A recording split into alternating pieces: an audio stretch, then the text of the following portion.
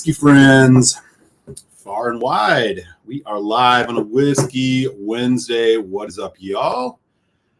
Been a minute. How's everybody doing? I'm Eric, your humble malt user, and alongside a very much tired, window open staring Winston the Whiskey Cat. We are beaming the Whiskey Tube signal from my home base here in Chicago, Illinois, USA. What is good? It's been a second since we've been online live. So happy to come back on, see how everybody's doing. I got a couple things to do tonight. We're going to taste a whiskey, talk about it. I got a box of samples we're going to unbox from a certain somebody in the Whiskey Tube community up there in Canada, and catch up, see how everybody's doing. Before we get into anything else, I am starting my night off with a unpeated Amroot cask strength. Wee!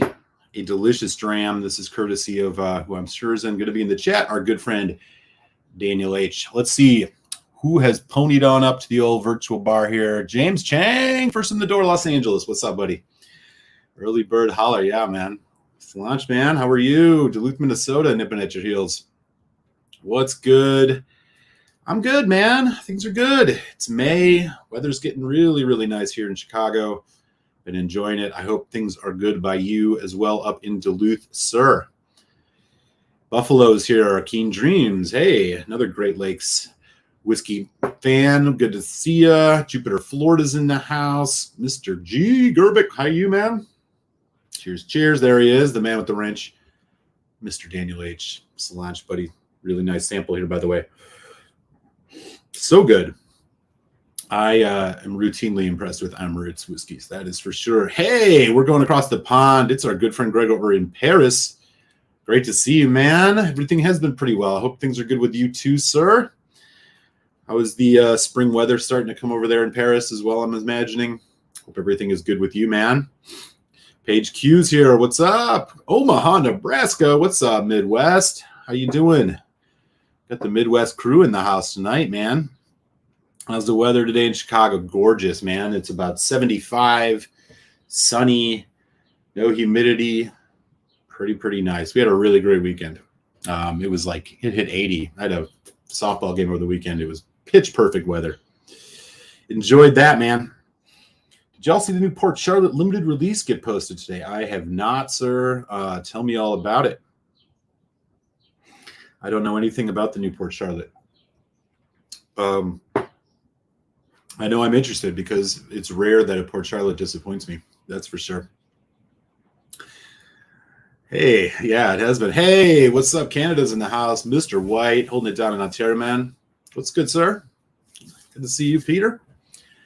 Always nice to have Peter in the house. Yeah, Fahrenheit. Yeah, not Celsius. No. Yeah, we, here in the U.S., we apparently think we're too good for the metric system. So, yeah, Fahrenheit. I don't know what that is, Celsius, but it was nice. And then it was cold Monday with rain, and now it's back to being nice. This is how it is in the Midwest. My Midwest peeps in the house definitely will know about this. Okay. How's it going, everybody? It's great to see you, man. I'm glad we could find some time to hang out. I got a whiskey here, and I'm going to pour right now. And we're going to chat a little bit about, mostly because this is one that really, really intrigued me. When I saw it get released, I mean, it's been a bit over a year now, I think at least, maybe 2 years. And that is a release from everybody's favorite distillery they love to hate or love to love, Ardbeg. This is the Ardbeg 8 years old for discussion. So we're going to dive into this. We're going to taste it. I'll talk a little about it. Let me know in the chat, has anybody had this or any of the newer Ardbegs recently? Any Ardbegs to talk about that you think are worth picking up? We'll talk about whether this one is in just a couple minutes. I did find a committee release of the new Heavy Vapors Ardbeg Day. I did not buy it at the lowest price of $170 USD. I think I see it online now already, way over 200. Yeah, I'm not gonna pick that one up. And I think Ardbeg is one of these distilleries that for a long time now, I think have become increasingly more over marketed, maybe kind of gimmicky. And now some of us in the whiskey world, whiskey fans will probably, we turn our noses up at it. It's routinely young juice that they keep putting in funky finishes and selling at an exorbitant price that seems to go up every year. That's been unfortunate. There have been a couple wins in that, but by and large, yeah. I mean, I think Ardbeg is kind of two distilleries. There's this heavily marketed kind of gimmicky whiskey that if it's bringing people into the whiskey community and getting them to try stuff, I guess, great. But then they just have this, what I think is one of a really, really great character distillate and a really strong core range. So the one we're going to check out today is, I thought it was kind of curious, given what we've seen in the trends with Ardbeg over the last couple of years. We've had things like the Scorch and the Fermutation, the Rye Ardbeg. We've had a couple other ones, this Heavy Vapors thing, the Ardcore, like gimmicky punk rock one last year. There's been a lot of stuff coming out from them, mostly in the NAS, very, very marketed stuff. But what we have here, one that just kind of dropped through the radar, came on the radar and kind of dropped to maybe a little bit more quiet. And it's a bit of a throwback to the Ardbegs of yore, and that is this for discussion. Now, if you think back, early, 2000s, late 90s, they had a couple of them that were similar in the branding type, things like the Almost There, the Too Young, I think it was called, a bunch of weird stuff like that. But this seems to be kind of a throwback to the, age statement on it, the stuff that they were releasing in the past. And so here's what we're looking at here, the tail of the tape on this whiskey, as far as I can tell. First of all, it is that tan label, which means committee release. However, when you consult Ardbeg's website, they have this listed under their core range. Is this a core range release now from Ardbeg that we're going to be able to get routinely? Be curious if it was. But hopefully after we taste it, maybe we'll be happy that it will be. So it is 8 years old with the age statement. I do like that. Similar to that Young Wee Beastie they did a few years ago with the 5-year age statement. It does say non-chill filtered on here. It is bottled at 50.8% ABV.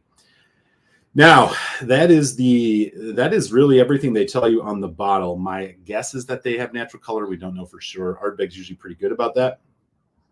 Also, it doesn't say what it's matured in, and rumor has it via the internet that it's ex-sherry. But once you take a look at this color here, you be the judge of that. So here is the color of the Ardbeg, 8 years old. Maybe they've added color. I don't know. Maybe it's sherry. It's a very kind of golden straw hue. It's darker, I think, than the 10-year-old, which maybe we'll do a comparison up here. But yeah, I think this is it's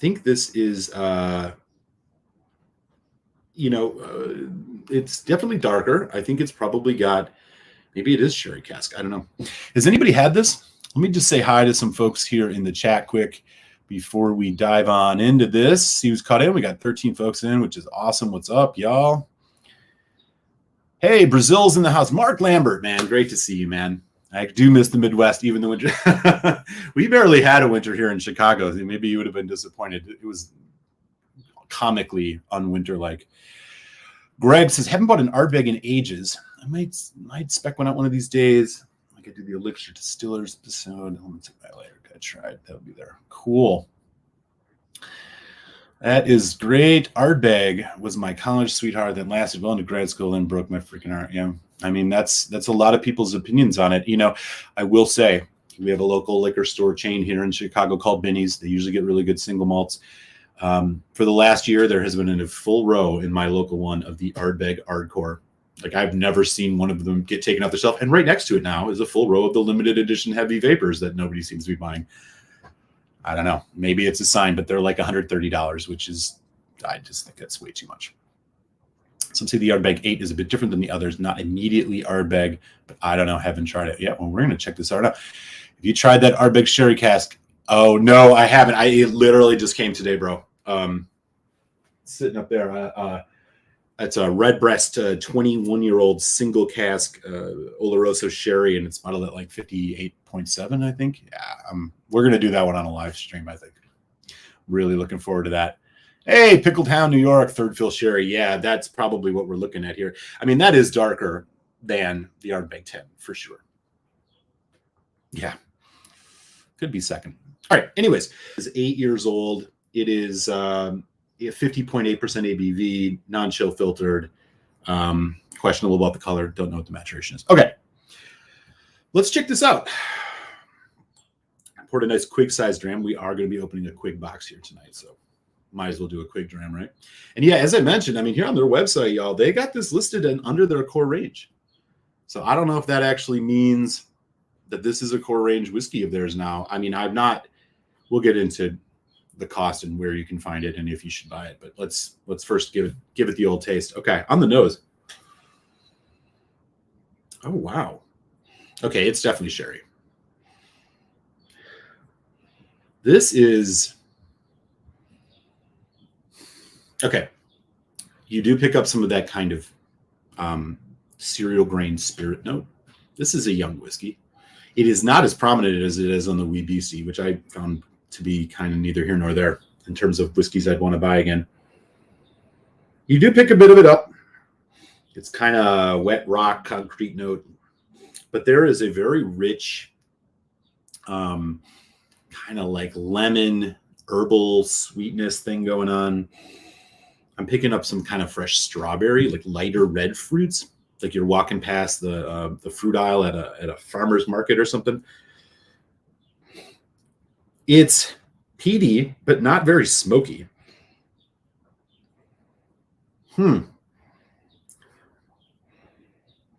Yeah, I'd say herbal and sweet is really what we're picking up here.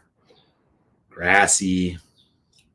A little bit of that new make spirit. Interesting nose. I mean, I so far I think compared to the Wee Beastie, I'm much more impressed with this. Huh.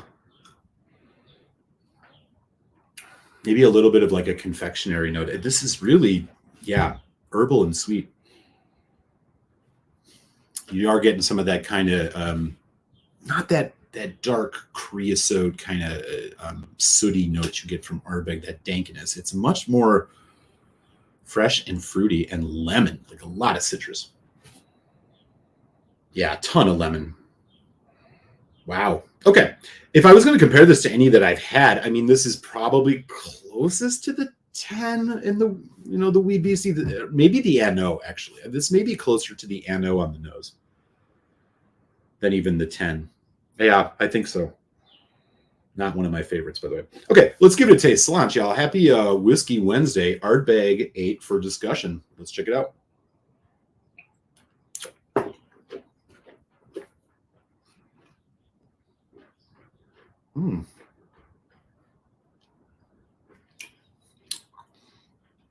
Okay.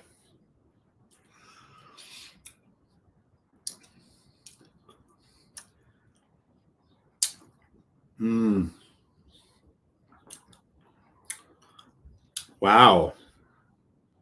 This is actually pretty good. It has a richness. There's not quite the depth, as much of the depth as, ideally you'd want, but for an 8-year-old, this is a lot more depth than I know that 5-year-old Wee Beastie does. Sweet sour. Again, there's a very citric note to this and a very herbal note. More of the peat and smoke coming through and the ashiness, but it's not as intense as I think on the 10. Let me do one more neat sip here.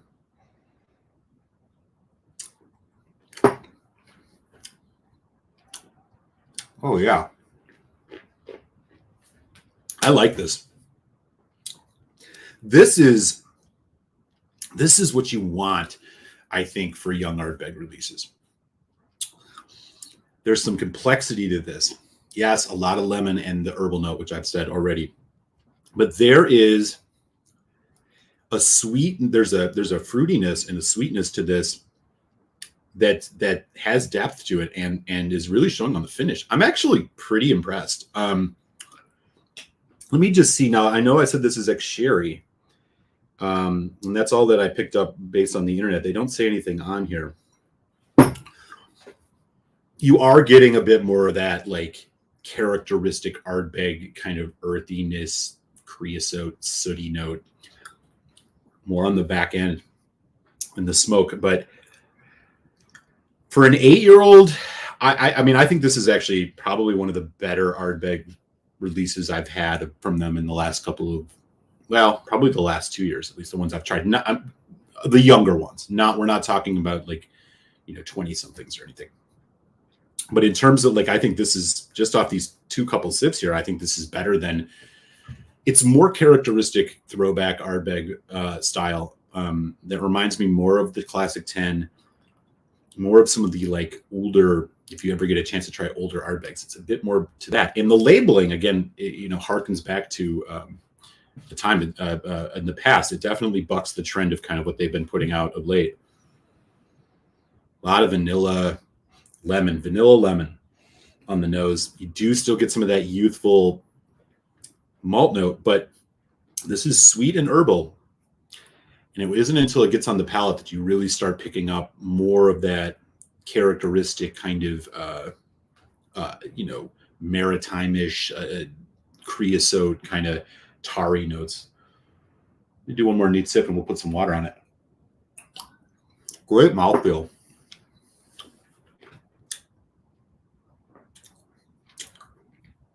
I mean, it really transitions quick.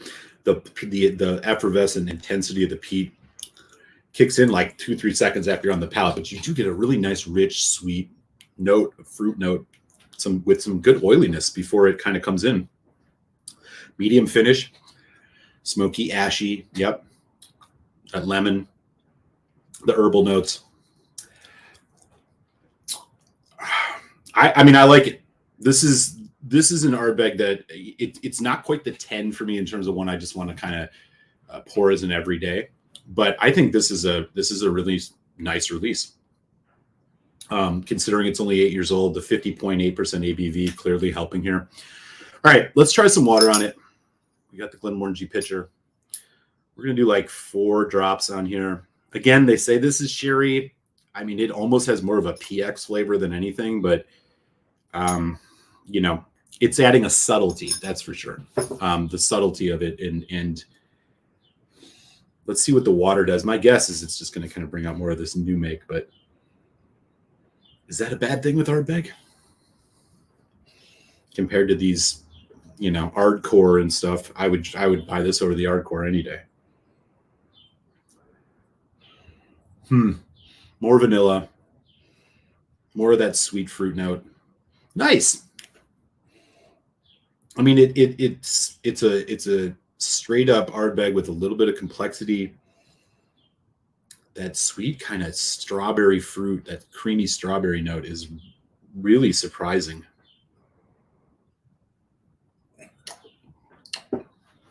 All right. Man. Creamy, medium to medium high viscosity. Transitions into the water's great. Evens out that transition into when the peat really comes in and takes over the palate. It's much more seamless with the water. I really like that. Hanging on for a while longer. More of that strawberry kind of sweet fruit note coming through. Vanilla, the lemon, the herbal notes kind of subsided a little bit. Nice finish. Ashy, slightly drying, a little bit oaky. I am not unhappy right now with this. Not at all. This is good. I think this is a really nice release. It's exponentially better. I mean, like I said, stylistically, this is more like the 10 and Wee Beastie. But there's a bit more of a creamy richness to this that is frankly a bit on the surprising to me, and not really expected. We're going to get to the shitty part though. Oh, I'm going to have to edit that out. And this is where the rubber hits the road with Ardbeg, and unfortunately a couple other distilleries that we could name. It comes out of the value, right? So right now here in the US, I mean, what you can go get a bottle of Ardbeg 10, $55 to $60 USD. Wee Beasties like 45, 50. And as I said, according to their website, they do have this Ardbeg 8 for discussion listed under their core range. Now, I don't know if they just put everything under their core range or not. I don't know. But it doesn't seem, it seems to me that they're implying that this is something you're going to be able to get regularly. The problem with that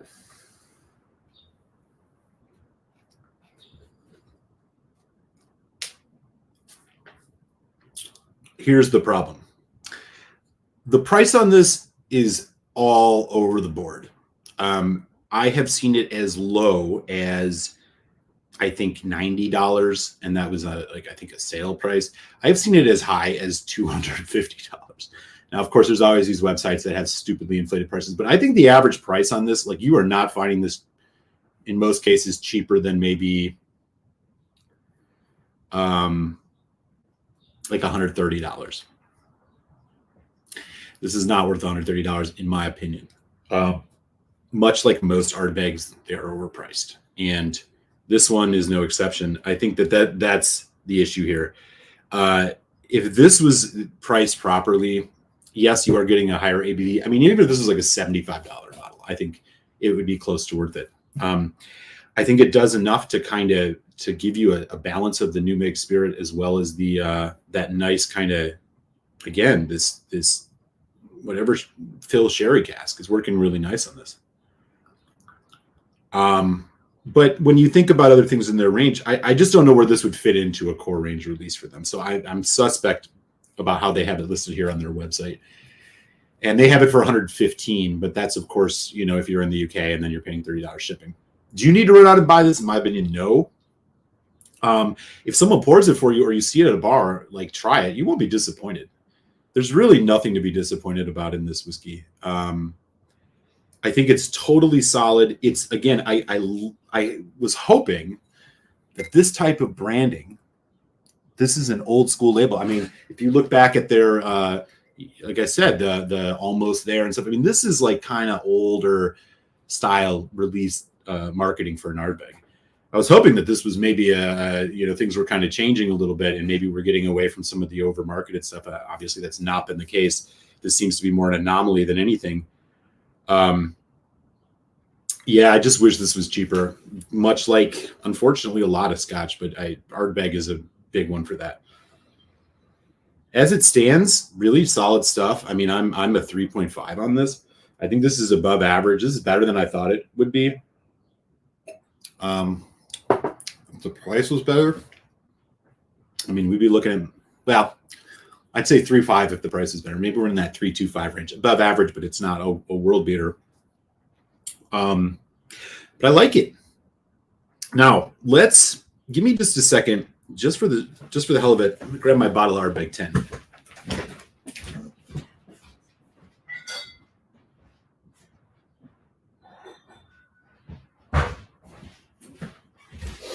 All right, I got a pretty fresh bottle of Ardbeg 10 here.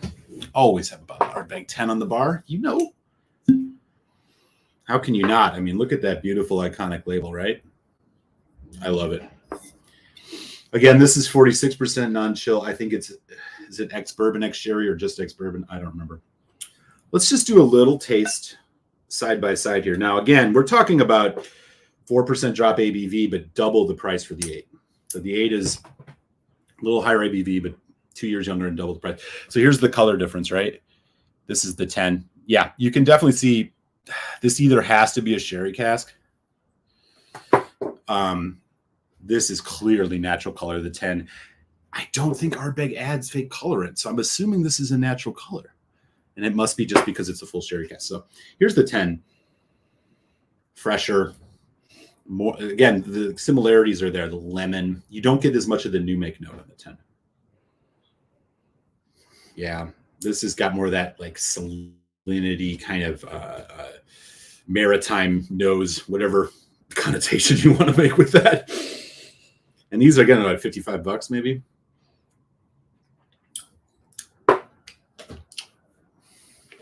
Wow, man. less edgy, perfect in that sense. I mean, it's not as intense as this 8, but it's near perfect in my opinion for an entry-level Scotch on the peaty side. I mean, it's just got this really nice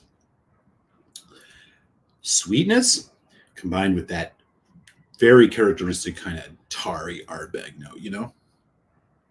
More of that here. The 10 is a 4.25 whiskey for me for sure. This is a must-buy whiskey in my opinion. I think it's consistently, with some exception, probably the best of the, like, you know, entry-level Islay peated malts you can still get. 46 non-chill filter. Yeah. Little softer, a little more accessible. The 8 could definitely be more interesting to maybe somebody who's looking for something a little more on the rugged side. But yeah, man, that 10 is just, it's so good. All right, so I guess my final thought here is like, yeah, I like this 8. I like it more than I thought I would. I wish they were kind of going more in this direction. And for the record, I don't want to like just like dig on Ardbeg for their marketing. Look, I mean, it's a business. People want to make money. Not all of their releases have been bad. I just think that for folks who've been drinking this stuff for a while, like most of y'all, like you're become immune to spending, you know, like I said, I saw the Heavy Vapors Committee release for like 175. And I was like, you know, buying whiskey ultimately is an impulse decision. I think we buy whiskey on impulse and emotion, how we feel about it when we see it. And that used to be there for me with the Ardbegs. It's not anymore. Still a great whiskey, but their core range is just routinely better than everything else that they seem to put out.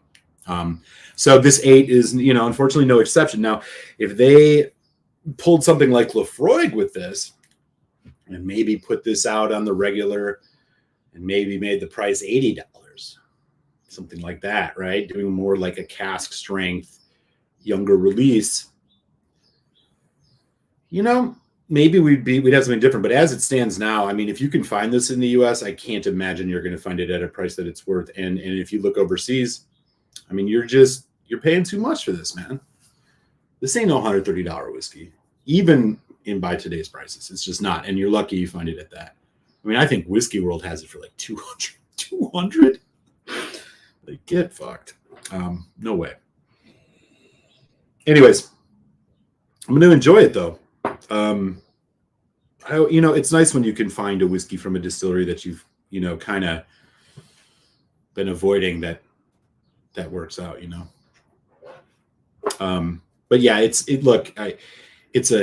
not quite the 10. If I was going to compare it to anything, I think stylistically it's more like the NO, but better. In my opinion, I didn't really like the NO. I think it's a little better. Surprisingly complex, really nice whiskey. Wish it was cheaper. Ardbeg 8 for discussion. There you go. 325. Cool. Let me catch up on the chat. I probably been missing some folks, man. Again, it's been a while. And so I do want to, you know, chat with y'all. I don't want to just sit here and talk about whiskey at the screen. What's going on? What we got going on here? Core range. Yeah, I mean, they have it listed here. I'm looking at their website, the Ardbeg website right now. I don't know. This core range page that is suspect to me. They also have the Ardcore on here still, so I don't know. That's sus to me. I'm not so sure I believe it. Yeah.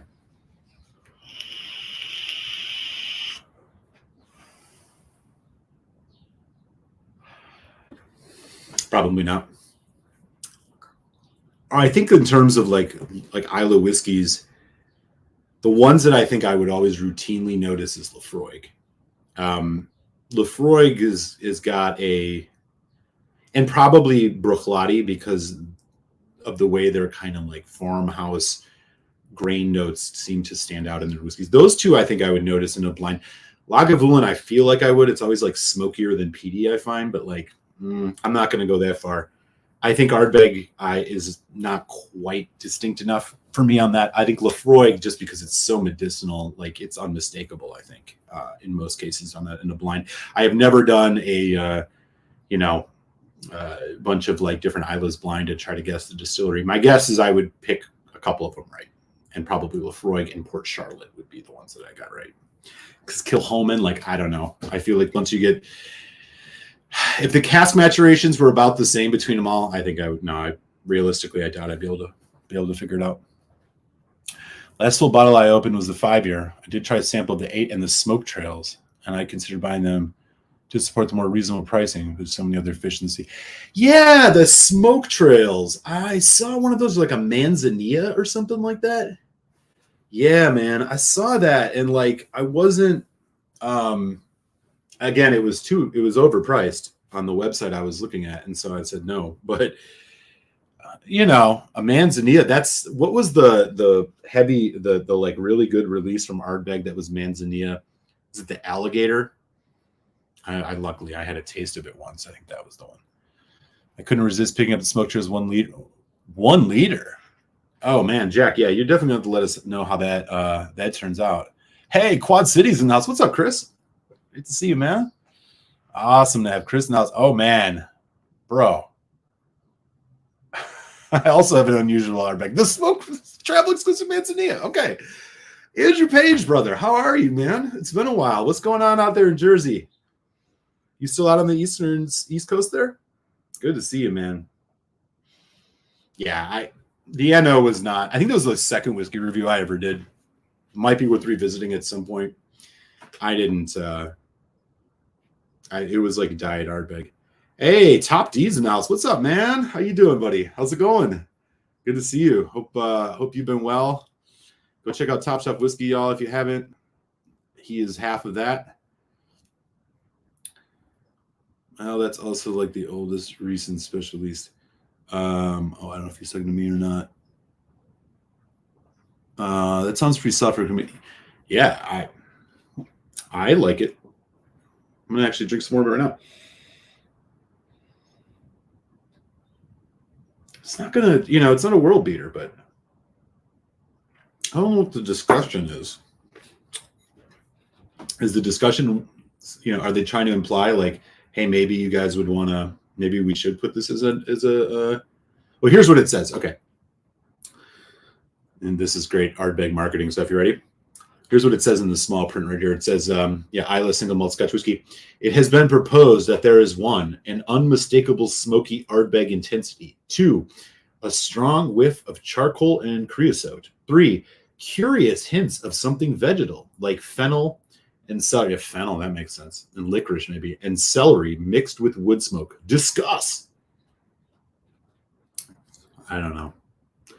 Maybe they're just trying to be like, this is a whiskey you want to discuss with your friends and have. I don't know, but isn't that how every whiskey should be?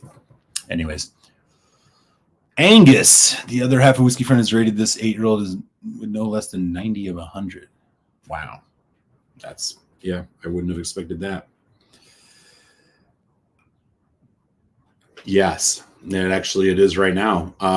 If you order it from California. You can get Ugadal. I think there's a few places in California. Check out Third Base Wine and Spirits, Remedy Liquor, maybe. There's one other one where it's like 55 or something. It's like absurd. California whiskey prices are absurd.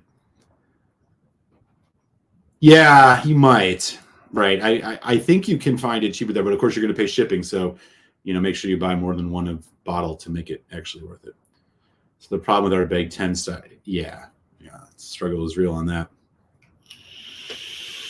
Yeah, that's what I was saying. Yeah, I think you can still find Ugadal in Los Angeles liquor stores pretty inexpensive. You just got to find one that'll ship to you. And you got one for $65 a few months ago. Yeah. I mean, Ugadal, I think is, I would pay more. And the Ugadal is better than this 8-year-old. Yeah, I agree.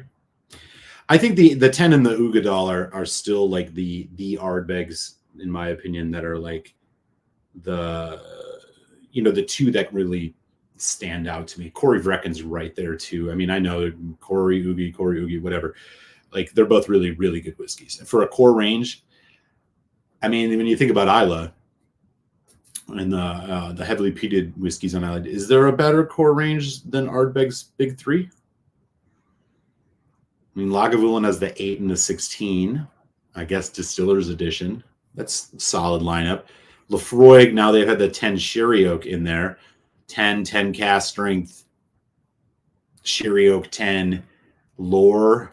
I mean, Ardbeg, you know, kind of right there. I don't think Kilchoman probably does. I mean, yeah, you know, Loch Gorm, but I don't think Mocker Bay is as good as any of those. And, you know, Buna, Kalila, definitely not. I mean, the big three at Ardbeg, I think still are the best whiskeys that you know, those are the best whiskeys that they make. I think the last standout Ardbeg that I had from like the committee releases was the 2018 Black Committee release. I liked that one with the Pinot Noir. Now the limited release was really, really disappointing. 19 was what the rum one, the drum, that wasn't very good. 2020, what was 2020? Or was 2019 the Pinot Noir? I don't even remember. Because then there was the Scorch, which is okay, again, overpriced. And then the Ardcore, which I had one sample of, and I mean, I wasn't going to buy a full bottle, and now there's this other Heavy Vapors one. It seems like the more interesting stuff they do seems to be the things that are not their Ardbeg Day releases. Fermutation, which was a fun one. Hypernova, which is that really young, most peated whiskey that they've ever done. I thought that was okay. This 8. I'm trying to think. The Ardbeg, the Rye Cask, that was okay. With Galileo, that was a long time ago. Yeah, I don't know. It's 8 solid though. Yeah, just dropped 79. Corey's always a little bit more. Hey, Brad Porter, what's up, man? Detroit Rock City. Good to see you, dude. How are you? Man, a lot of my Great Lakes crew in the house, Midwest folks. The Freud 1686 at Vegas Total Wine, if anybody's interested. I'll be honest, maybe unpopular opinion. I was not all that impressed with the Lefroy 16. It's too much cask. It's like all first fill bourbon, right? Is it still that way? I got it when it first came out. It was like the Amazon release in the UK. I don't know. It wasn't better than the 10 cask strength to me, and I think it was less interesting in that, and so I kind of avoided it. But that's a good price, and it's 48%. You can't really go wrong with that. Yeah, all right. I saw Corey the other day, 130. Yeah, it's too much. The Corey is going north of 100 in most places. Yeah, he's right. Yeah, definitely. 120 in Michigan. It'd be great. All the Island distillers were deciding to release 1 year each, also a 10-year cask. I completely agree. An Ardbeg 10 cask strength, which is maybe sort of what this 8 is kind of getting at, but it's a different. Actually, it's not. It's a different maturation. Ardbeg 10 cask strength, just drop that every year like Lefroy does. We'd be there for it. Man, you want to know? Okay, let me tell you something about Lagavulin. So this has been something, and Daniel and I have been talking about this.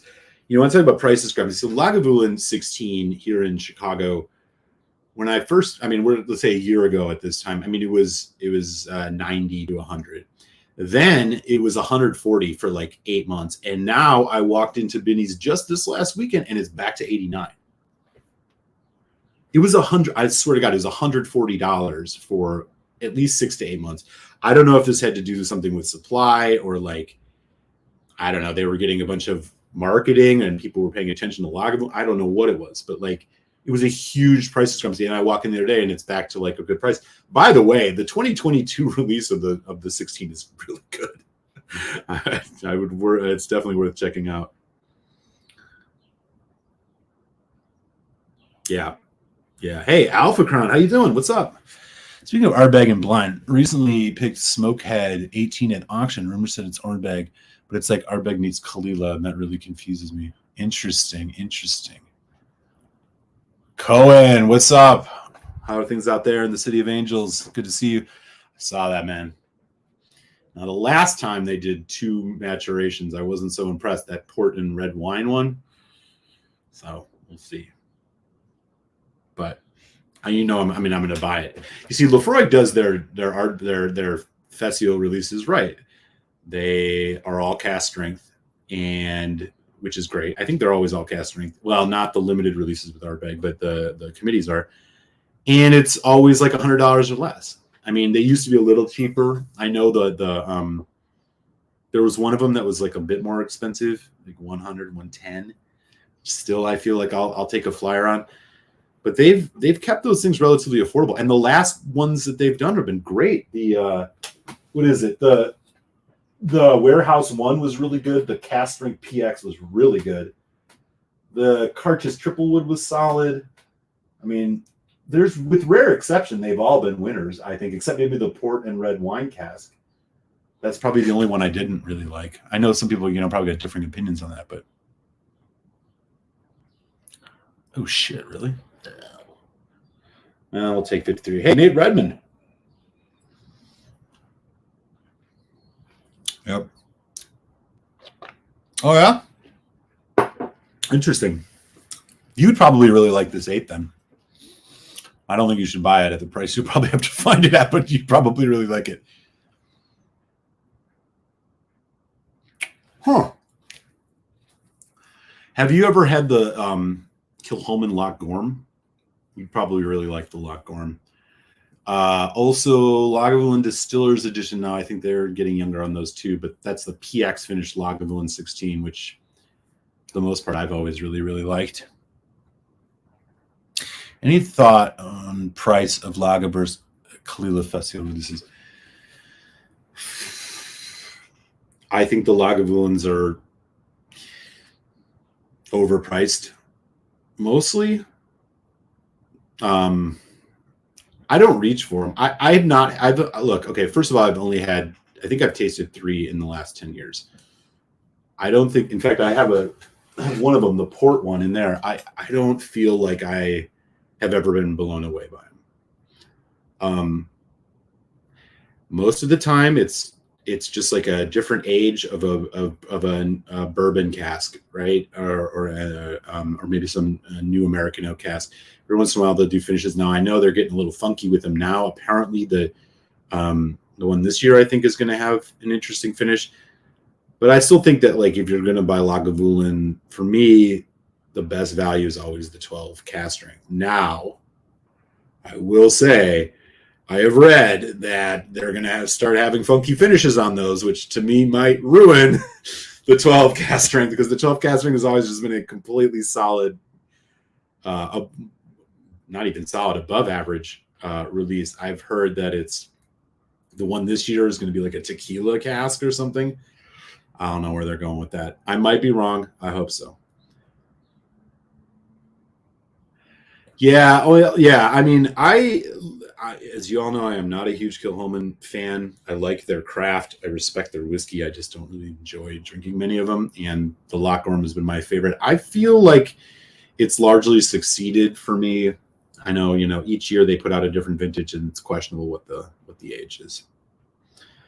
I should say, Alpha Crown, as for the Kalila, any Kalila you can buy that's not part of their like core range is a good Kalila, I think.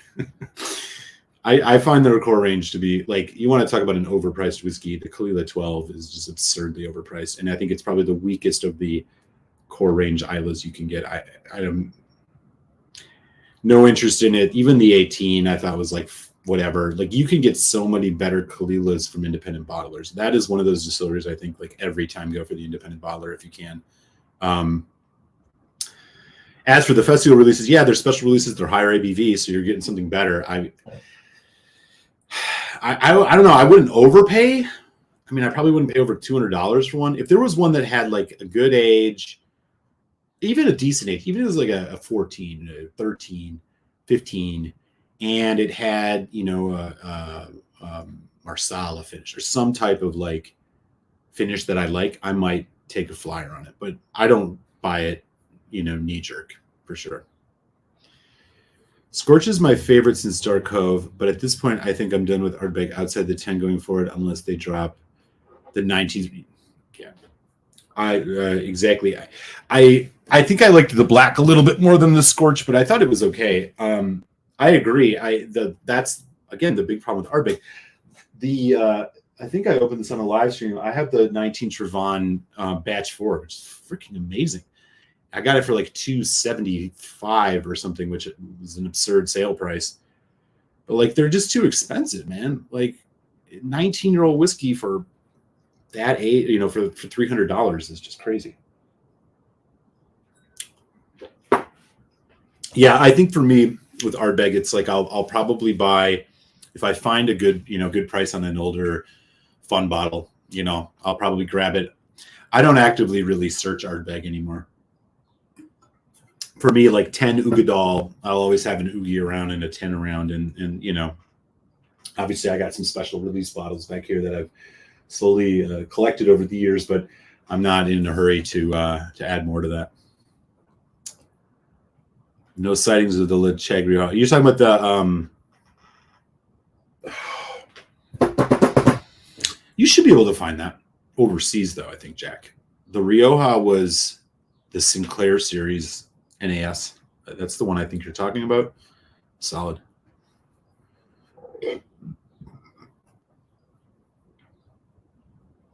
I know. That's what I'm saying. It was. I think it was released 2 years ago. This kind of flew in under the radar. And again, I was really optimistic, or I wasn't optimistic, but I was more curious because it was. Again, look at this label. I mean, this is like, make this not tan. I mean, the for discussion thing. This is really old school Ardbeg. And I thought maybe it was a sign of things to come, and it hasn't been. But Kilchoman wise, there's a French market, only stunner and great value. I prefer by far to Machier Bay. We have a ton of Kilchoman here, ton of it. Like more Kilchoman releases than I could spend money on. At least here in Chicago, the Kilchomans at my local Binny store. There's usually like 10 different ones. It's crazy.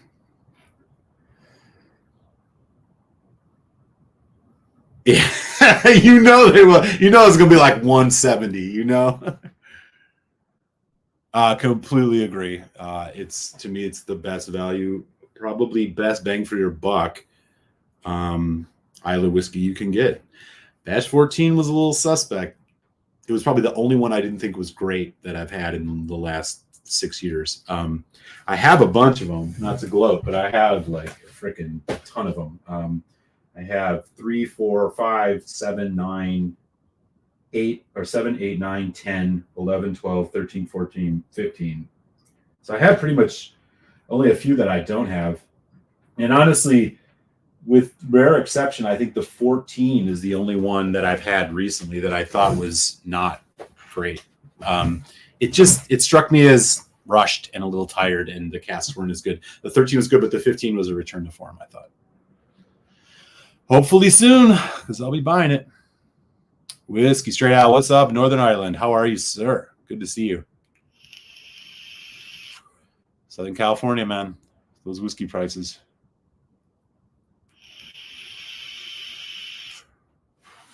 Noted. Yeah. It's all, sometimes it's like everything's in that like 50-ish range. It's like, I don't know if it's cask strength or not, but it's usually at a really nice ABV. Like the Lagavulin Distillers Lock Gormless. So yeah, Distillers Edition was really fun. I like that whiskey a lot. I've not had it. I mean, that's the Aaron Peated range. I think Food Quig just did a review of that. Speaking of Food Quig, a box showed up here just the other day with a Canadian Post on it, which can only mean one thing. And that means that Food Quig has found a way to have some samples sent to me. And there it is, the Quig name. It's on here. So let's unbox this and see what the Quig has sent. Now, if you guys know, Quig and I, we've been sending each other samples for quite some years now. And as of late, I think the last couple times Quig has sent me a whole bunch of Canadian whiskeys, which I, can never get my hands on and are always fun to try. I still have a bunch that I have not even opened yet. So let's see what our good friend, the Food Quig, has boxed up for me now. Here we go. Oh, this is some new packaging for Quig. Get this. Oh yeah, there's there's a whole bunch of stuff in here. Okay, we're gonna try one of them, obviously, but let's go into it here. So I'm gonna guess there's gonna be a bunch of Shelter Points, and of course here we are. Shelter Point Evans family release. Now, if Mr. Peter White is in the house, he may know some of these. It looks like family release wine cask finish, 46% single malt. Very nice. Cavalan Rum Cask Solist. 56.3%. Oh, okay. That's going in the probably trying tonight. Rum Cask Solist. All right. Let's see what else we got in here, y'all. Here comes another Canadian. Macaloni's. I don't even know what that says. Single cask, 46 Muscatel. I've always liked the Macaloni stuff that he sent. These are always fun. All right. Here we got, holy shit, Canadian Club 45-year-old, 50% ABV. I think my palate's probably a little torched for that with the Ardbeg tonight, but this is, man, 45-year-old. That will probably be the oldest whiskey I've ever had. Let's check this out. What do we got next? Oh, Glendronach Cask Strength Batch 10, 58.6. That sounds good. I don't think I've had a Glendronach Cask Strength. There's a lot more in here, y'all, so buckle up. Thank you, Quig. And by the way, if you've not subscribed to the legend that is Food Quig, go give him a sub on his channel. Gordon MacPhail Lechag, 2004 17-year-old, 54.6. Wow. That sounds good. All right. You know what? I'm not even going to play. Should we do the Glendronach? Let's do the Glendronach over the rum. Or should we do the Solus? Drop it in the chat. Solus or Glendronach? Donner Pass Whiskey's in the house. What's up, brother? Great to see you. Yeah, we got a Glendronach Cask Strength 10. And then we have this rum cask, and I'm already thinking it's going to be one of these two. I feel like after the peat, that Glendronach might be the way to go, but drop it in the chat. Ooh. Oh, did he? That's awesome. That's awesome. Brad Porter says, yeah. Cabalan from the Quig, winner. Okay. Maybe we got a reverse cards. Maybe we go Cabalan.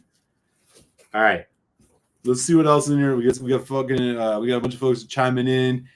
A couple people said Glendronach. A lot of votes on the Solus. They're both great. Okay, sweet. Okay. Let's see what else the Quigster has generously sent us. Here we got another Macaloni's. This one, Muscatel and Virgin Oak. Oh, wow. Okay. This looks like another single cask. Man, he's been getting some good whiskey. Jesus. There's a lot of single cask Canadian whiskeys here. Here's another Macaloni's. Triple distilled. Oh, okay. I've liked pretty much all of the two brewers and the Macaloni's, I think, have been my favorites consistently of the distilleries that I've had from Canada so far. Obviously, a bunch of others. Here's a Hart Brothers Dalwhinnie 13 cask strength, 54.1. Ooh. Okay. I'm into it. Oh, let's see. We got Jesus Quig. I'm gonna have to put together a nice box for him to send back. We got a Gordon and MacPhail Discovery Series Bunnahabhain 10 heavily peated, 43%. I've had a couple from that Discovery Series of theirs. One of them, I think it was a Kalila. It was decent. All right. Shelter Point. Here's another Shelter Point. Single malt, 58.1%. Wine and Beyond exclusive cask number 4. This is intriguing. All right. What do we got here? Crown Royal 18-year-old. I didn't even know they made this. 40% Crown Royal. Okay, y'all. We might have to do 2. I feel like we have to find out what a Crown Royal 18 tastes like, don't we? All right, let's see. We got like 6 more. Maybe? Jesus, Quigster, you are the man. Bimber single malt London whiskey Canada edition, 58.7%. I have not had a Bimber yet. That sounds like it's gonna kick like a mule. All right, what we got next here? Millstone, 43% Dutch single malt. Jesus, he's peated American oak. Huh. Man, Quig's been getting some world whiskeys. All right. Looks like we got 4 more. Good Lord, Quig.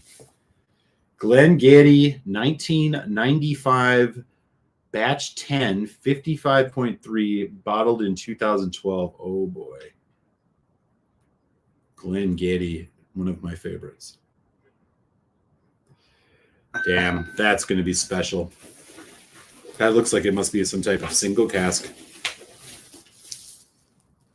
All right.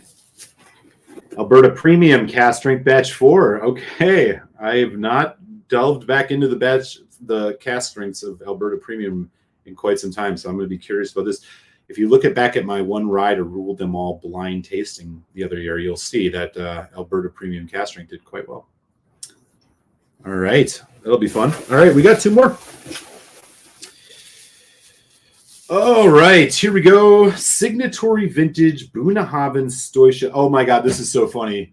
2014. I literally just poured one of these into a sample bottle to send to him. Although mine's a Jack Rose pick, so maybe I'll send it to him anyway. 46%. That's too funny.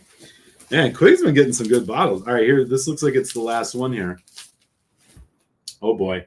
Jura 16, Durox own 43%. Jura, man, I have not had a Jura since I think a double tasting I did back with our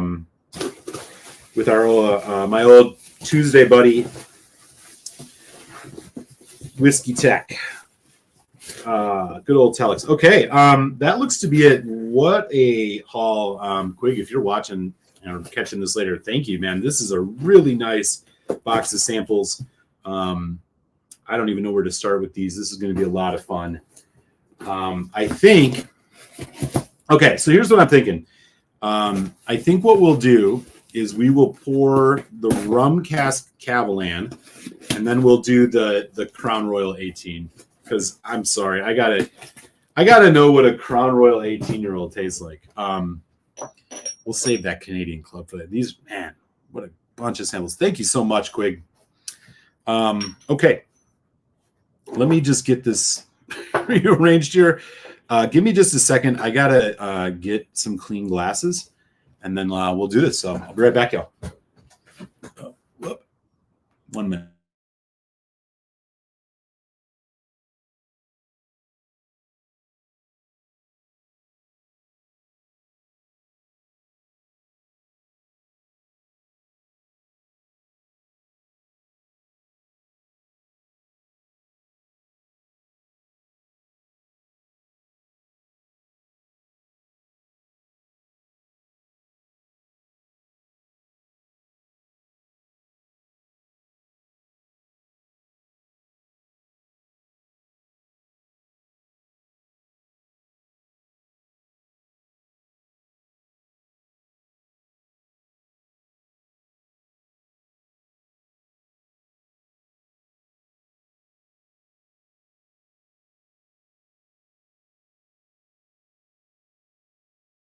All right, back, y'all.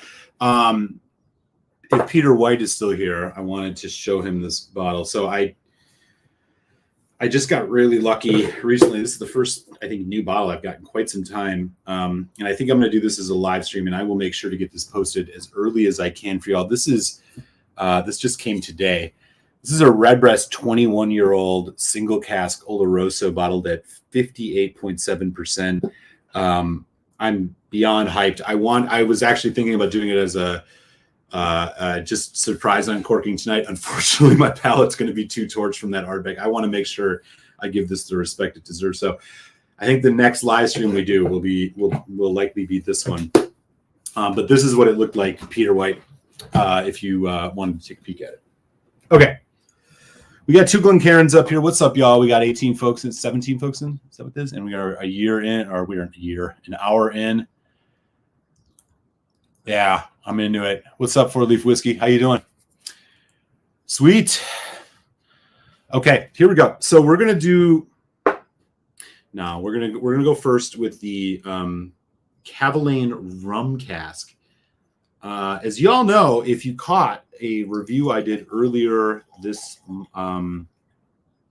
year, a long overdue review of Cavaline Vinho Barrique, which got a perfect score for me, 5 out of 5. Go check out that review. One of the best whiskeys I think I've ever had. I have a couple others. I have a one that is probably close. It's a muscatel finish, and I have a I think it's the Amontillado. Yeah. Cavaline cask program is probably one of the best. And so here we are with a rum cask, which I didn't even know existed. So these are single cask. This is the Solist range. Again, this is a sample from Quig. This is bottled at, shit. Where did I put that? Where did I put that bottle? Oh. No, that's not it. Here it is. Edition number 1 from Prestige Wine and Spirits. It is 56.3% ABV. So again, this is a cask strength Cavaline. You know how these go. Look at that. This is probably between 6 to 8 years old, as most Cavalines are because of the climate down there. 4 Leaf.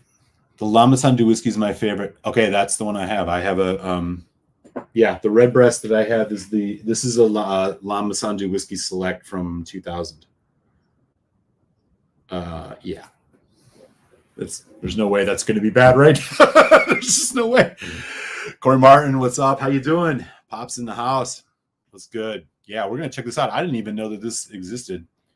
Right, Greg? I mean, that is, God, I love a Cavaline.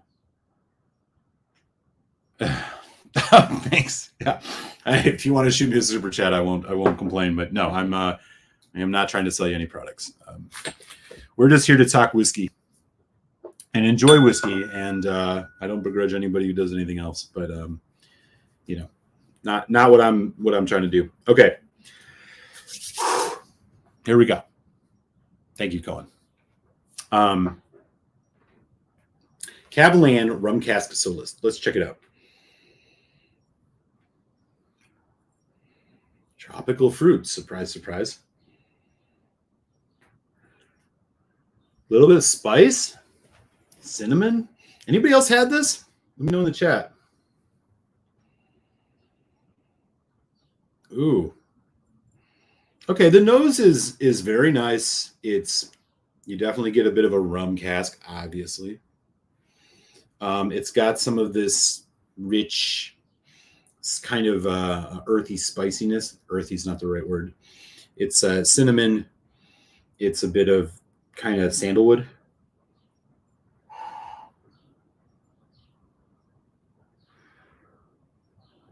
Huh. The nose is relatively conventional. Really nice oily legs, though. Let's just dive in, y'all. Cavaline Solist Rum Cask, courtesy of our friend up in Canada, the man, the myth, the legend, Food Quig. Let's launch.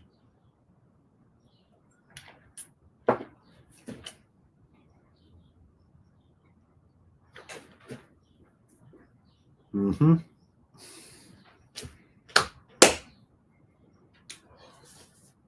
Wow.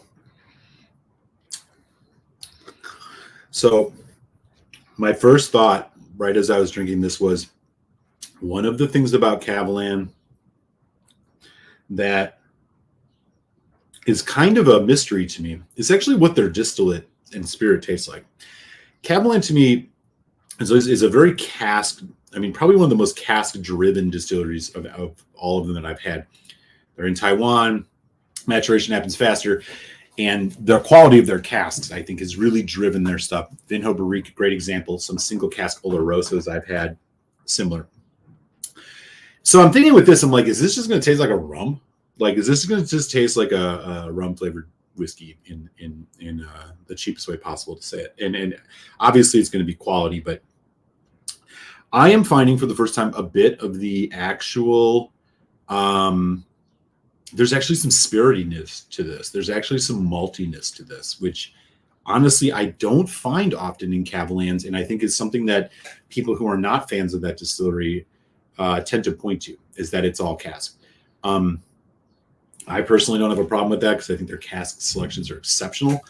This, however, and I think wisely, is not just a rum cask. I mean, it's not just rum flavor, right? I am getting a little bit of maltiness, a little bit of dryness, a bit of spirit in this. And I'm actually kind of liking that. I don't know what kind of rum. I mean, my guess is that this is not a dark rum.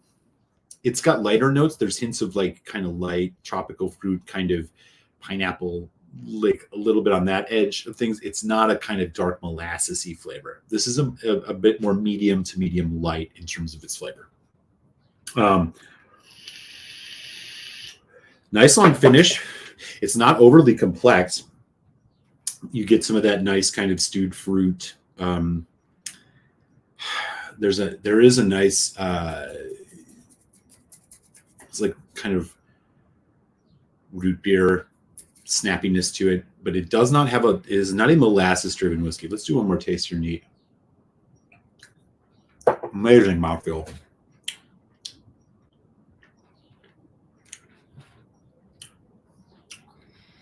I guess this is a white rum. Ooh. Oh, yeah, that's really good.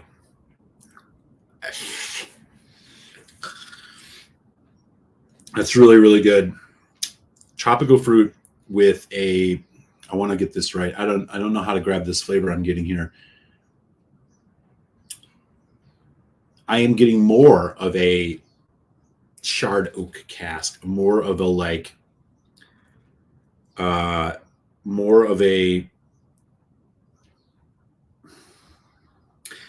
not yeasty. This isn't like a Jamaican rum. I think it's more in the, maybe I was wrong. Maybe this is more of a dark rum. I am getting a bit more of a dark note here, more of a dark brown sugar. But the body is overall light and everything is in balance pretty well. Medium long finish.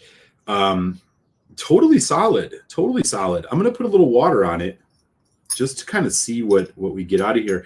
Now, I will say, and I've not looked it up, I'm sure this is like $300. I mean, these Solus bottlings are always kind of over the top price-wise for these. So I can tell you right now, based on what I'm tasting, I don't think you need to run out and buy this. It's really quite nice. And I find that like most whiskeys that I have with the rum finishes are really not to my liking. This is an exception. Here we go. A little bit more creamy vanilla, more effervescent, banana. There's an interesting kind of fermented sour note way in the background, which I don't understand at all, but it's there. It's almost like kimchi. Interesting. One of the things I love about Kavalan, their whiskey is so elegant yet so rich. It's just like the minute it touches your palate, you're immediately like, your like stress levels drop like 10%. You're like, oh, this is something profound and worth thinking about. That's one of the things I really love about this whiskey.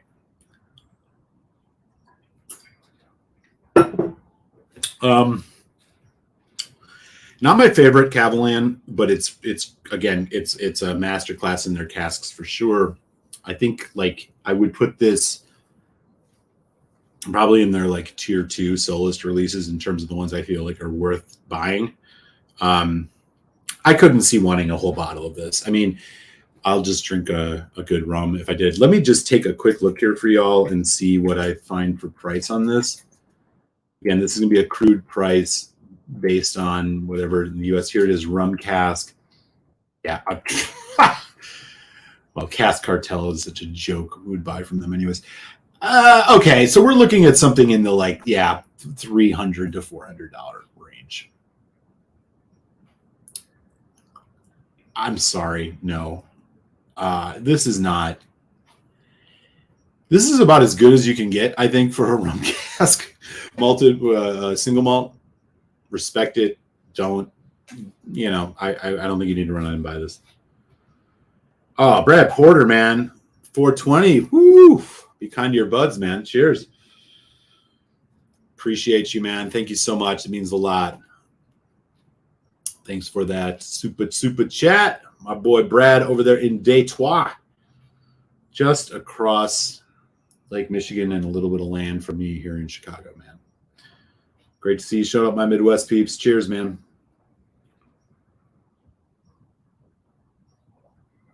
Yeah. Okay. Back to this slight little black licorice-y thing here, just a little bit, and it's probably about as much as I would ever want.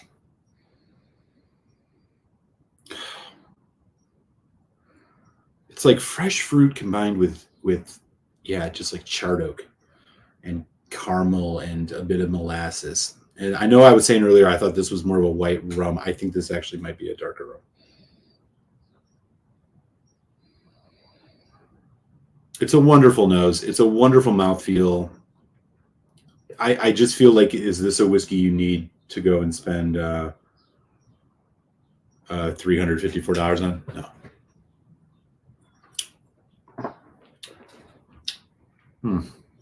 No. Catalan is just an elite distillery, y'all. They are just elite.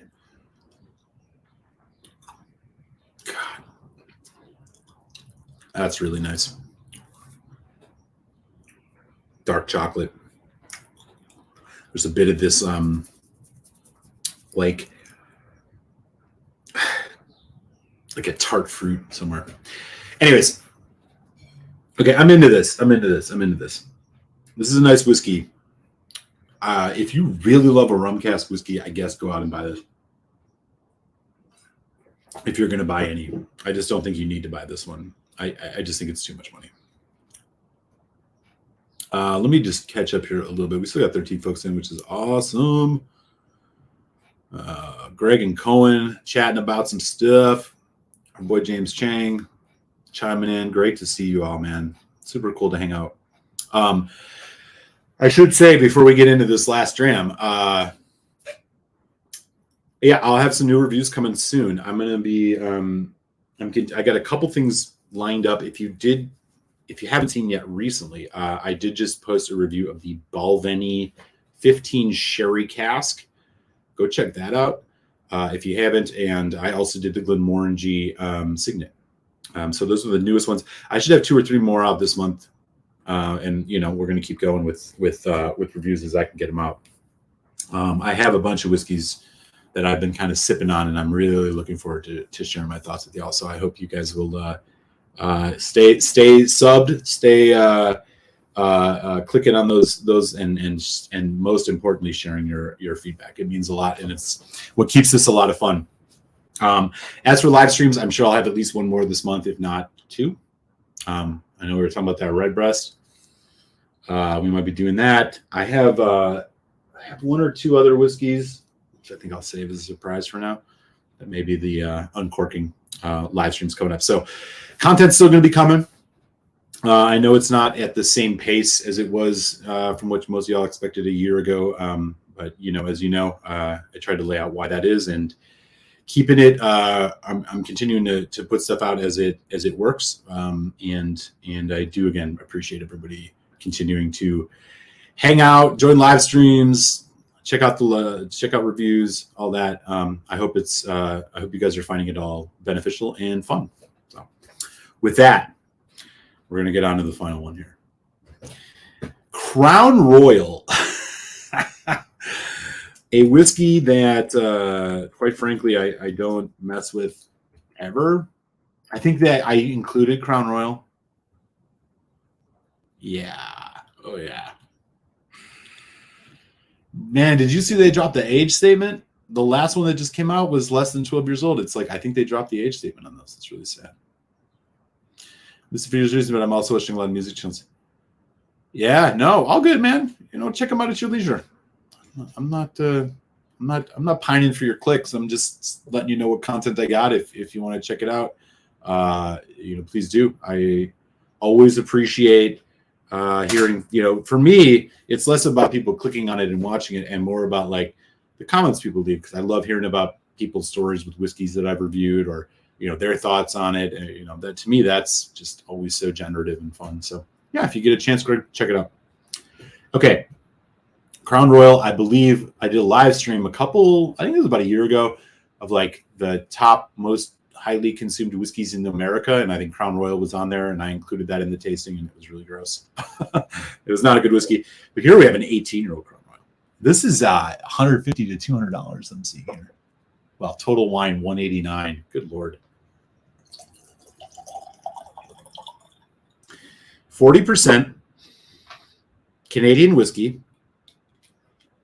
I don't say that as a negative. I'm just saying it's a Canadian whiskey. It is 18 years old. What do we get to expect on this? That is the question. I am going to guess that Quig, you know, I mean, Quig buys a lot of really interesting Canadian whiskeys. I'm sure he was able to get this at a good price. I'm seeing it here anywhere from, yeah, this is in that like high 100s range, sometimes over 200. That's pretty wild. Yellow card, the band. To view Eric tasting this Crown Royal now with tonight's. Oh, nice. Okay, great. 400. Yeah, I think you did. All right, here we go. Come on, that's not a real color. Maybe even at 18 years old. Please buy my probiotics and skincare products. What? What are you talking about, Cohen? Cohen, are you trying to sell your California crystal healing new age stuff? I'm just kidding. What is this though? I don't know what you're talking about. Oh, there was a troll. Oh, I must have missed it. There was a troll selling stuff. Okay. I was like, this doesn't seem like something Cohen would do. Cohen suddenly has soaps to sell. Okay, here we go. This is a Crown Royal 18. According to the internet, it's also called extra rare. These are blended Canadian whiskeys. You want to hear what Crown Royal has to say about it before we get into it? How about we check it out? Hang on. You want to hear what they say? This is what their marketing is on this whiskey. Let's give it its day in court. Okay, here we go. CrownRoyal.com. I mean, Chivas is cheap. The Chivas 18 you can get for like you can get like a liter of that for, geez, I mean like $100, less than $100. I mean, it's not gonna blow your doors off, but it's totally solid everyday sipper. I don't know. We'll see if this can even rival it. Let me tell you guys what Crown Royal says about this. Okay. Oh, got it. Hey, there he is, the man of the hour, Quig. Great to see you, sir. And thank you for these generous samples. We have just tried the Cavalan of this, and now we are about to dive into the Crown Royal 18 because, I mean, come on, I got to try a Crown Royal 18. Matured in the finest cask. Listen, but the Greg's so funny. We're going to find out. So here's what the website says. It's a very posh page. An exquisite blend of some of the most exceptional whiskeys, 18 years in the making, blended to perfection. The pinnacle of blending, offering unparalleled complexity and a spectrum of flavor. Made in Manitoba, this exceptional liquid has been patiently aged to perfection for no less than 18 years. The crown jewel of some of our rarest stocks. This elegant amber whiskey has layers of intensity that are both surprising and delightful. Okay. And here's live. Great things take time. We believe in making a bold impression at first sight and first sip. This incredible liquid deserves an extra rare vessel as compliment. So while our whiskey has been blending, we worked with glassmakers to craft something truly special and package it in the most luxurious encasement to date. You guys hearing this? Oh, and some of the money goes to charity. So that is the tale of the tape here on the, it didn't tell us much about the whiskey, but that is what Crown Royal 18-year-old has to say. We are looking at a 40% whiskey. None of the other information on here has been told other than it's aged at least 18 years. That is the color. Here we go. 18-year-old Crown Royal. Quig. Luxurious encasement. Yes, it is. Quig, I'd love to see the bottle of this. We'll have to go check out Quig's channel if you want to see the bottle. I'm sure he did a review of this. It's got to be quite an amazing bottle. Here we go. On the nose. Okay. Grain. There's hints of rye. It's got a bit of that kind of sweet fruitiness that comes with rye, but also like the sharp spice. Lots of vanilla and fruit. It's a very nice, if a little bit muted nose. Fruit, slight little rye spice.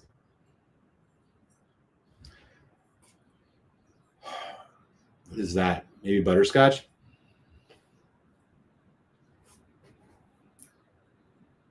Yeah, fruit, vanilla, butterscotch, a little bit of rye, I think. It smells nice. It's very like warming, well-rounded. It's not punching you in the face. Let's give it a taste. Crown Royal 18, straight from Canada. Slanjava, Food Quig. Here we go.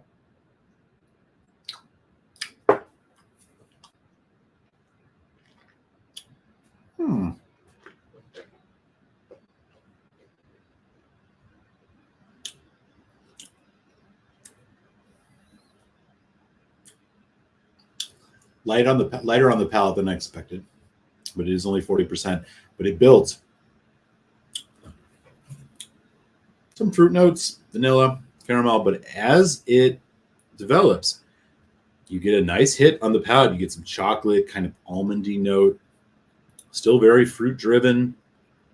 Again, it's kind of just like I don't know, generic stewed fruit, orchard fruit. Nothing too sharp or distinct. Caramel, vanilla, long finish. A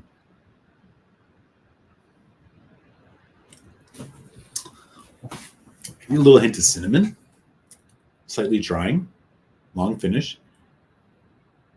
Look, that first second or two, I wasn't all that impressed, but then as it developed, this is showing some of its stripes. Let's try another sip.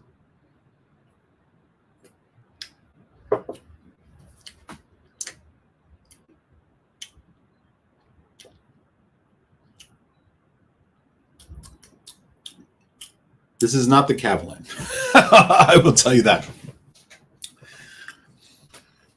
Hey, this ain't bad. It's light.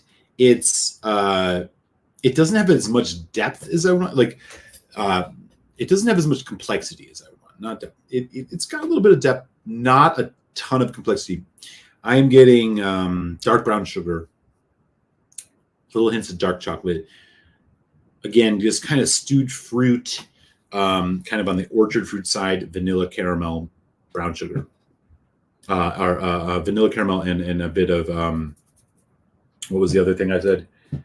What is that? Cinnamon. Long finish.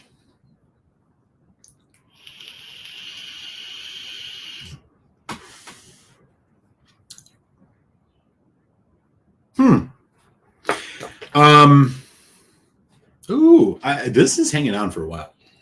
This is a very relaxed whiskey. This wouldn't be a bad one to just like sat around, sat in a chair, relaxing, just sip, not thinking too much.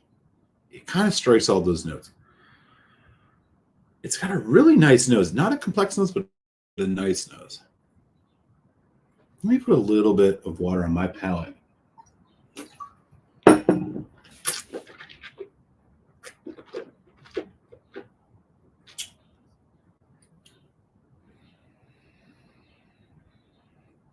That little rye spice thing I was noticing is still there in the background, but I might be actually just convincing myself it's there. It might be so subtle as to not pick up.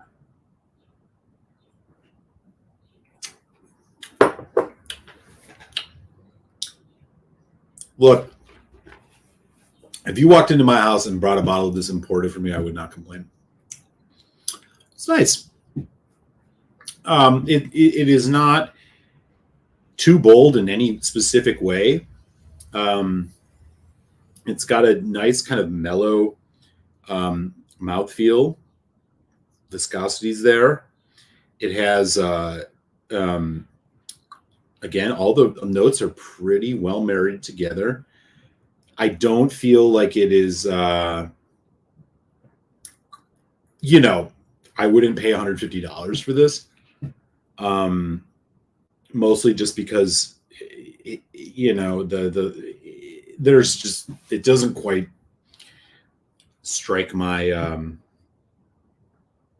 strike a chord with me in a way that I feel like I would be compelled to buy it. That said, I mean, look, it's an 18-year-old. Is this better than the Chivas Regal 18? Yeah, definitely.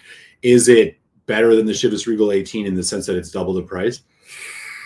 Borderline on that. Probably not. I still think the Chivas 18 is if you're thinking about just like an 18-year-old blended whiskeys, kind of similar profiles, I feel like the Chivas is still kind of there.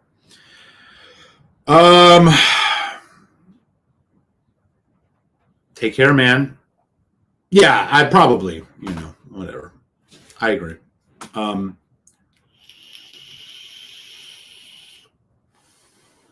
Does the vape affect your tasting on your palate? Probably. I don't know. I mean, the way that I've done this tonight has been a bit unconventional. I mean, we started with an Ardbeg, and then we did a cast strength rum. I mean, normally my recommendation would be like,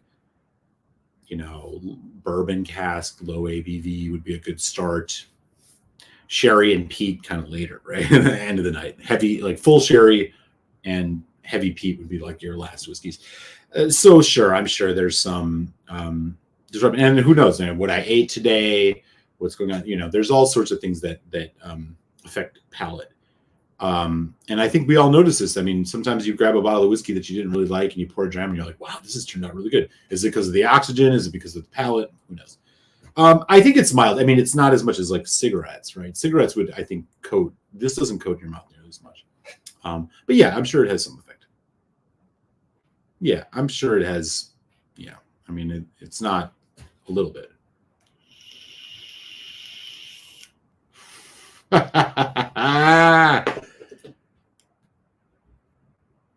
Yes, it is. Hampton Great House is good. Okay, let's put a little water on this. I still got just a few drops left in the old Glenmorangie pitcher. Let's put a few on top of this Crown Royal 18. Look, this is a nice whiskey. I don't know how it fits in to your bar. Like, I don't know if this is a whiskey you need to go out and buy. If somebody brings it to a party, drink it. It's nice. Warming, calm, mellow. I hate the fact that, so right now I have their website up that I was looking at, and the graphic that they're showing is a video of them pouring it over ice. No, don't do that. Nose is a little bit more bold now. So, when Crown Royal here in the U.S., as most of you people here in the States know, I mean, there's just so much, flavored stuff, right? I mean, I don't, if you're into that, by all means, enjoy it, but I don't buy it. Here we go.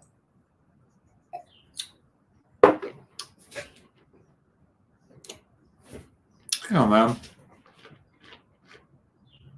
This is solid. This is a totally solid whiskey. It's got some depth, not super complex. I'm getting some peach nectarine kind of notes now, which are nice. But generally, I mean, this is kind of what everything I've said on sugar. It's nice. It's relaxed. If somebody gave it to me as a gift, I wouldn't be disappointed. I'm not going to run out and buy it. It's even at 40%, I find it richer than the Chivas Regal 18, which I think is kind of somewhat of a comparison. Take it easy, Greg. That said, Chivas Regal's half the price. I still feel like that's more of a go-to every day. This is a little more situation specific. Take care, Greg. Say hi to Paris for me. I miss Paris. It's nothing special. It's just really competent. 3 out of 5. The Cavalan, 3.5 out of 5, I think. I'm going to enjoy the rest of the stream. And as you guys saw, I mean, thanks to the generosity of Mr. Food Quig, I've got a whole bunch of fun stuff coming, and I will be reciprocating to the Quig soon. So make sure you are subbed to his channel, because he does like to do unboxing videos as well. And so, Quig, you can expect something from me probably in the next month, and I think I might use this very nicely packaged box that you sent me to send stuff your way. Okay, y'all. With that, I think I'm going to settle things up for the evening. It has been really fun tasting some whiskeys with y'all, and I want to give a special shout out to Brad Porter for that super chat to support the channel. I really appreciate that. It's been great to see you guys, and I will not be a stranger. You can expect another live stream soon. I will try my best to get it out at least 48 hours in advance on the channel. So if you are subscribed, you will at least have the opportunity to find it. If you're not, take a second and subscribe to Malt Muser Whiskey Reviews. I'd appreciate the support. With that, I'm going to ride off into the sunset here from Chicago, Illinois to the rest of the world. Chivas Regal 18. A nice relaxing dram for hump day. My best to you and yours. We'll talk again soon. Slanch.